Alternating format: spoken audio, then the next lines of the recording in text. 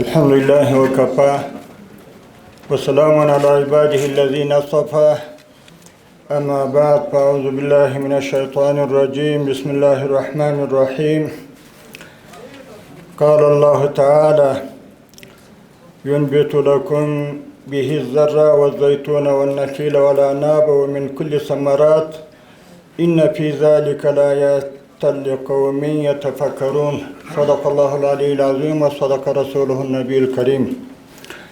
د افغانستان اسلامي امارت محترمو حاضرو مسؤولینو مجاهدینو دهقانانو ورونو تجارانو پانګوالو د رسنۍ استاد او محترمو میلمنو السلام علیکم ورحمت الله وبرکاته.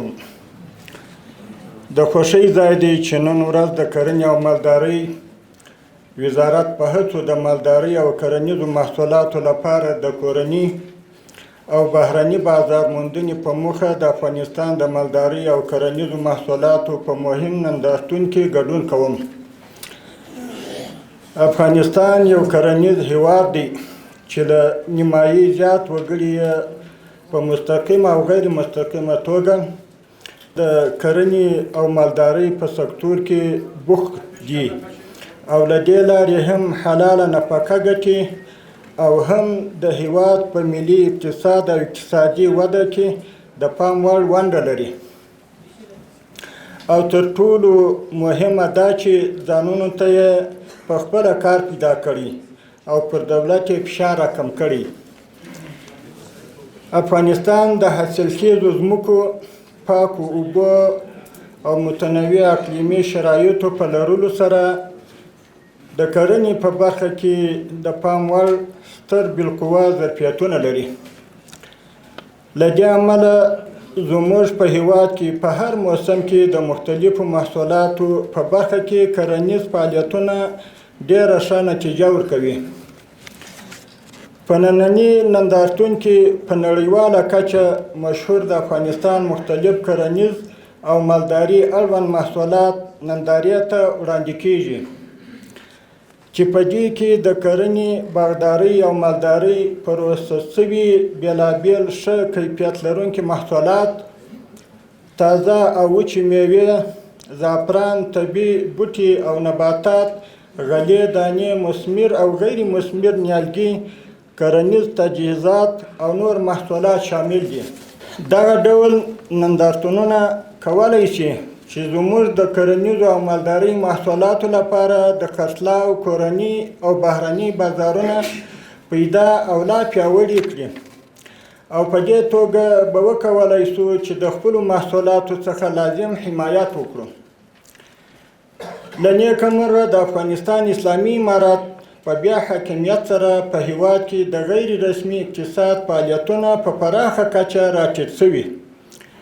د کوکنارو کښت صفر ته راښکته شوی او د بدیل معیشت مختلفې پروژې د پلي کېدو په حال کې دي.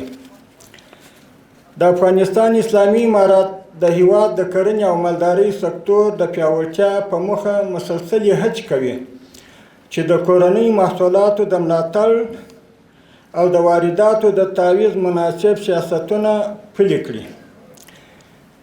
د کرنې میکانیزه کولو په برخه کې مهمې برنامې تطبیق کړي، اوبه مدیریت کړي، د اوبو لګولو سیستمونه معیاري کړي او د بزګرانو لپاره نورې مهمې اسانتیاوې رامنځته کړي تر څو داخلي محصولات مو د هیواد په داخل او له هیواده بهر د سیالۍ جوګه وګرځي. په دې سره نه یوازې زموږ د خوارکشو بزګرانو ژوند ښه کیږي بلکې د هیواد اقتصادي ودې او پراختیا سره هم د پام وړ مرسته کیږي. موږ اړتیا لرو چې خپل محصولات سیمهییز او نړیوال بازارونو ته ورسوو. په نړیوالو بازارونو کې هم زموږ د محصولاتو لپاره پراخه تقاضا شتون لري، خو دا چاره هغه وخت ډېره ښه مساعده کیږي چې د مالدارۍ او کرنیزو محصولاتو کیفیت، بسته‌بندي، پروسس او زنجیري ارزښتونه پیاوړتیا ته توجه لا زیاته کړو. په دې برخه کې له محترمو بزګرانو، مالدارانو، تجارانو او پانګوالو هم غواړم چې د محصولاتو معیاریتوب ته پاملرنه زیاته کړي. اسلامي امارات په دې هڅه کې دی چې د کورنیو کرنیزو او صنعتي محصولاتو لپاره داسې بدیلې لارې او مستحکم مارکیټونه پیدا کړي چې پر اقتصاد محوره پالیسۍ ولاړ وي او د ماشومانه سیاستونو تابع نه وي. الحمدلله تر ډیره بریده په دې هڅه کې د بریالیتوب خواته روان دي. افغانستان د کرنې په مورد کې د پانګونې بې شمېره فرصتونه لري. د معیاري پروسس بسته‌بندي او په معیاري توګه بهر ته د صادرولو موارد هغه دي چې پانګونې او پاملرنې ته اړتیا لري. د افغانستان اسلامي امارت د کرنې او مالدارۍ محصولاتو د زنجیري ارزښت د پیاوړتیا په برخه کې هر ډول پانګونې ته هرکلی وایي او د لازمو اسانتیاوو د رامنځته کولو په مخه هر ډول همکارۍ ته چمتو دي.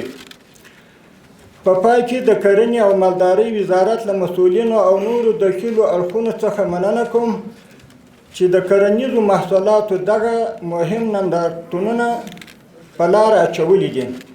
له توجه مو یو جهان مننه. السلام علیکم ورحمت الله وبرکاته.